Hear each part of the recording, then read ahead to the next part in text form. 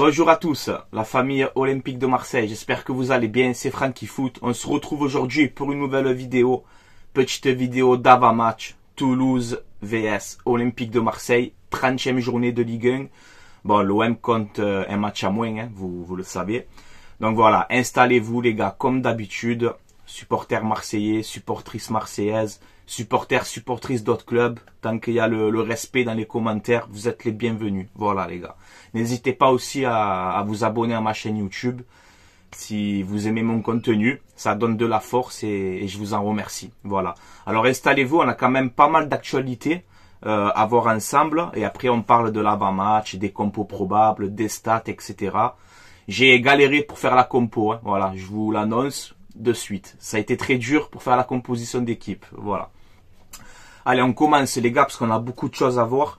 Je vous mets les stats d'Aubameyang cette saison, donc c'est incroyable. 42 matchs, 25 buts, 9 passes décisives. Voilà, donc Aubameyang, il est incroyable et bravo pour ta saison. Et c'est pas fini, tu peux encore planter des buts. Voilà.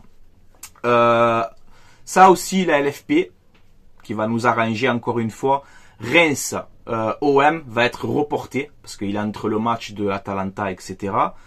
Donc ce match va être reporté pour que l'OM soit à 100% pour cette demi-finale d'Europa League. Voilà, donc c'est bien enfin la LFP, ils se mettent à comprendre que ben voilà, il faut arranger les clubs français en Coupe d'Europe. Donc c'est bien de faire ça. Voilà, au moins on arrive contre l'Atalanta en forme. Voilà, OM Atalanta, donc ce soit le match aller ou le match retour, ça sera diffusé sur M6. Voilà, donc ça c'est bien aussi. Désolé s'il y a un peu de bruit les gars, j'ai la famille à la maison, donc désolé. Ensuite, on peut voir que Gigot sera suspendu pour le match aller OM Atalanta. Voilà, donc il sera absent, on ne pourra pas compter sur lui. Ensuite, regardez le petit jeune Daou, lui qui est rentré, qui a fait une excellente entrée. Il n'a même pas de contrat pro. Et là, normalement, l'Olympique de Marseille va lui proposer un contrat pro. Voilà, donc ça c'est très bien pour lui. D'ailleurs, il a dit c'était un rêve qui est devenu réalité de rentrer avec son club de cœur, quoi. Hein. Donc voilà, il va signer pro. Je suis content pour lui. On peut voir aussi Kolasinac qui est heureux de retrouver l'Olympique de Marseille pour cette confrontation. Voilà, donc on va retrouver Kolasinac, guerrier à l'OM. Je garde un très beau souvenir de lui. Donc voilà, Kolasinac qui est content d'affronter l'OM en demi-finale, en espérant la qualification de l'OM, hein, mon petit Kolasinac. Voilà. On peut voir une déclaration aussi de Jordan Verretou. Il a dit, ben voilà, moi j'ai gagné la Conference League avec la Roma, c'était incroyable, mais je veux remporter l'Europa League avec l'OM, ça sera x10 en termes d'émotion. Et ça, tu as raison, mon petit Jordan Verretou. Je pense que si on gagne l'Europa League, ça va être incroyable. Voilà, bon, on verra bien. Ensuite, pour certains détraqueurs du Vélodrome, comme quoi on n'a pas d'ambiance, si, ça, là, je te mets une petite déclaration du président de Benfica, un homme âgé, hein, il a son âge, donc il en a fait des stades, hein, tu vois.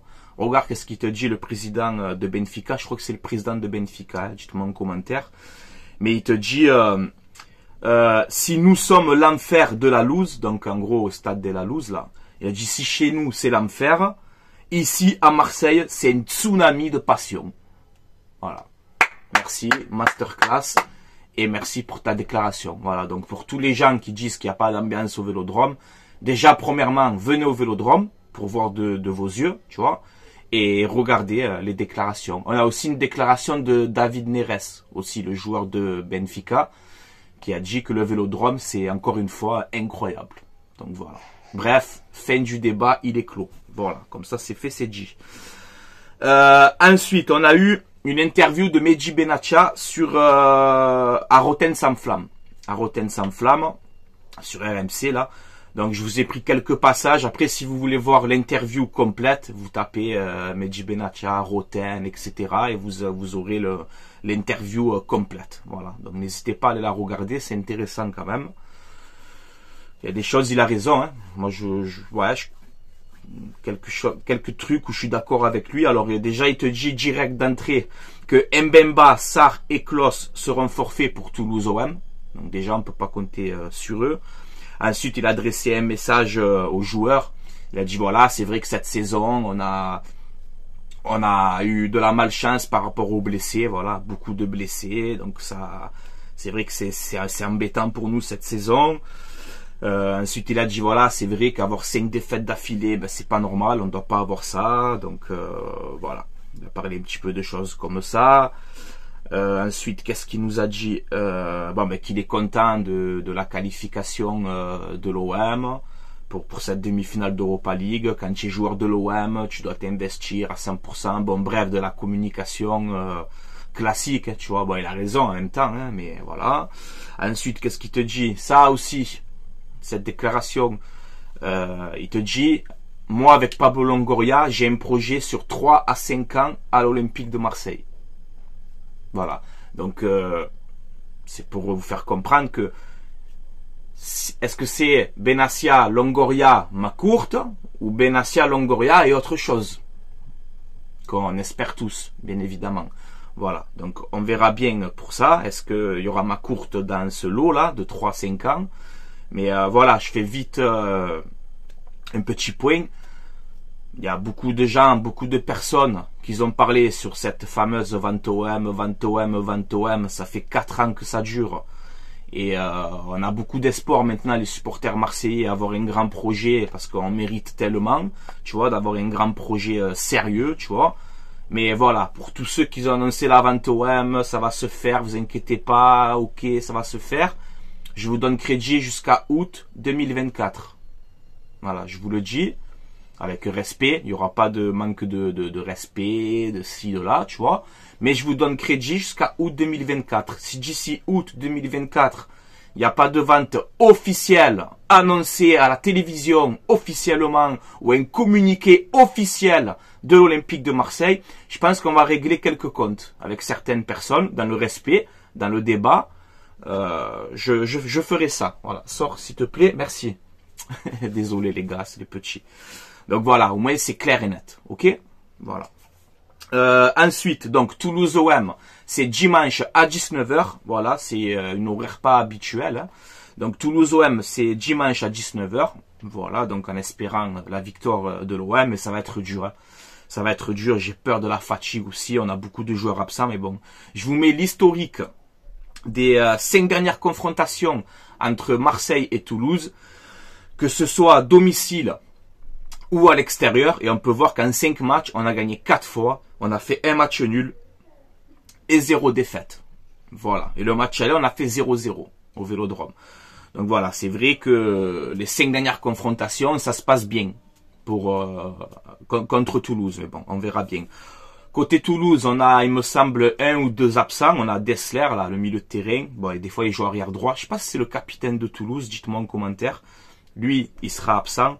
Par contre, côté marseillais, c'est la galère. Voilà, je vous le dis, regardez les absents. Alors, comme nous a dit Mehdi Benatia, ben, on a déjà Klose, Sarr et Mbemba qui seront pas là. Ça, c'est très embêtant. Ensuite, on a Nadjir, Merlin, Onana, on ne sait pas si physiquement il est au point. Faudrait un peu se réveiller aussi, frérot. Meïté fait une saison, Rongier fait une saison, Harit suspendu, Verretou très fatigué, Gigot, je sais pas s'il sera présent aussi, tu vois, je sais pas. Donc voilà, ça fait quand même un peu beaucoup, tu vois. Donc j'ai galéré pour faire la composition d'équipe. Je vous mets le classement de cette 30e journée. À noter que l'OM a un match de retard, il faut prendre en compte aussi. Donc voilà, on peut voir qu'on est 9e avec 39 points. Si tu gagnes à Toulouse, tu passes à 42. Ouais, c'est ça, 39, 40, ouais, 42. Donc tu peux passer 7e, passer devant Lyon. Ça dépend des scores de ce week-end-là. Donc voilà, nous de toute façon l'objectif, ça va être la 5e place. Elle commence à s'éloigner aussi, parce que Nice, ils ont 47 points. Donc ça commence à faire beaucoup. Il reste 5 journées pour nous, vu qu'on a un match de retard. Il reste 5 journées de Ligue 1. Ça va être très compliqué de remonter au classement. 7e, tu peux être en Conference League si Paris ou Lyon gagnent la Coupe de France, et ça dépend Lyon où termine dans ce classement. Donc voilà, c'est pour ça que moi je vous dis, je préfère jouer l'Europa League à fond. Même si Mehdi Benatia aussi, dans Rotten sans flamme, nous a dit qu'il ne faut pas faire l'impasse sur le championnat. Bon, est-ce qu'il le pense vraiment? Je sais pas. Mais voilà, moi je vais à Toulouse. Même si on est fatigué par rapport à ce match de Benfica et tout, je vais pas à Toulouse en touriste, quoi. Je vais là-bas pour gagner, tu vois. Je vais à Toulouse pour gagner. Je vais pas à Toulouse pour dire on est fatigué et on joue pas. Non. Ça, chez moi, c'est interdit, ces mentalités, tu vois. Donc, j'espère qu'on va à Toulouse pour gagner ce match. En tout cas, je pense que les joueurs vont tout donner, tu vois, pour aller s'imposer là-bas. Mais voilà, on peut voir que Toulouse aussi, cette saison, c'est 29 matchs, 9 victoires, 9 nuls, 11 défaites. Et là, ils ont battu Rennes le dernier match. Donc voilà, c'est une équipe aussi un peu en forme qu'on va affronter côté Toulouse. Donc voilà, ma composition d'équipe, les gars, c'est très compliqué. Voilà, je voulais faire une défense à 5, je peux pas le faire, tu vois. Donc je ferai un 4-2-3-1 ou un 4-3-3, appelle-le un peu comme tu veux. Donc moi, je mettrai, les gars, j'ai galéré pour la compo. Voilà, je le répète encore une fois. Donc je mettrai Paul Lopez dans les buts. Une défense à 4 avec Murillo, arrière droit. Balerdi, Kondogbia dans l'axe central. Voilà. Voilà ce que je ferai pour ce match-là. Meite pas là, Gigot incertain, Onana incertain. C'est compliqué. Donc je mets Balerdi, Kondogbia. Arrière gauche, je mets Soglo. Arrière gauche, je mets Soglo. Voilà, le petit jeune, je le remets titulaire. J'ai hésité à mettre Ulysse Garcia. Mais Soglo, t'as fait un bon match contre Benfica, tu es jeune, t'es en forme, je te mets titulaire à Toulouse. Je fais un milieu à 2 avec Unai et Pape Gueye. Voilà, je fais Unai, Pape Gueye au milieu de terrain, un droitier, un gaucher, c'est très bien. En numéro 10, je mets Iliman Ndiaye. Voilà, électron libre, tu fais le jeu. Et vas-y, Iliman Ndiaye, on compte sur toi pour ce match-là. Hein. Lève la tête. Ne t'amène pas dans tes dribbles. Joue simple, efficace. Voilà. On compte sur toi, Iliman Ndiaye, parce que tu retombes un peu dans tes travers. Et là, on a besoin de toi pour ce match-là. Alors, je compte sur toi, Mino. Ok? Voilà. Fais-moi rêver, mon petit Iliman Ndiaye. Et je te fais le trio. Luis Enrique à droite. Mumbagna en pointe et Aubameyang à gauche. Voilà pour ma composition. Les gars, j'ai pas trouvé mieux. J'ai hésité à mettre les jeunes aussi titulaires, mais après voilà. En deuxième période, ben, tu peux rentrer le petit Lafont, tu peux rentrer le petit Daou, tu peux rentrer Sternal. Je sais pas si on va le mettre dans le groupe. À un moment donné, il faudrait le mettre dans le groupe, Sternal aussi, tu vois, parce qu'il est incroyable avec les jeunes. Le petit Bacola aussi, des jeunes, le milieu droit, très très bon. Faut les prendre pour ces matchs-là. De toute façon, Jean-Louis Gasset, il a dit, je vais lancer petit à petit, je vais lancer les jeunes. Et c'est l'occasion, hein. Toulouse-Marseille, c'est l'occasion, avec tous les absents qu'on a, mais c'est l'occasion de mettre un peu les petits jeunes, tu vois. Donc voilà, après tu peux rentrer Ulysse Garcia, tu peux rentrer Correa, voilà, mais les jeunes, surtout les jeunes, Lafont, Daou, si Sternal il est dans le groupe, voilà, ben fais-les jouer, fais-les rentrer, fais-les jouer. Donc voilà pour ma composition d'équipe, les gars, j'ai pas pu faire mieux. Voilà, et avant d'arrêter les gars, je vous fais une pub pour mon partenariat, le site mayogo.co. Voilà, c'est un site où vous avez des maillots de foot, saison 2023-2024. Vous avez aussi des maillots rétro à l'ancienne. Vous avez des polos, des survêtements. Voilà, il y a un petit peu de tout.